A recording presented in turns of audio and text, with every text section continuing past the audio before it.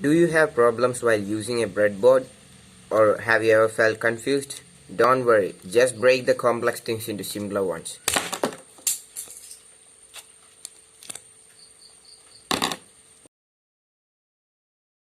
This is the back of a breadboard. You can see the conducting material here. These correspond to these holes.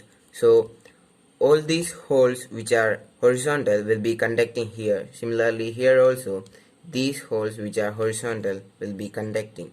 So whenever you want to connect something, just think of it. For example, if you want to connect a wire to an LED, you should connect it in this horizontal holes, otherwise it won't be connected. So I'm going to connect it right here. So you can see now I have connected it in a horizontal way. So I'm also going to connect a resistor, which will also be in series. So I should connect it in the horizontal pin. That's it.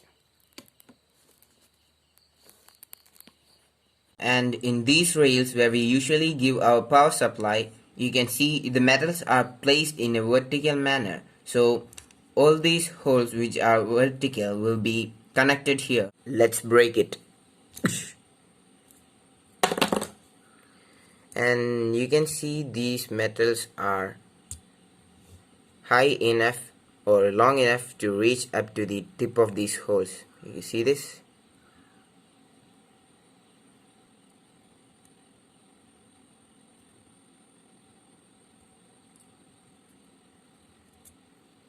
It's that simple. Now start doing something with your breadboard.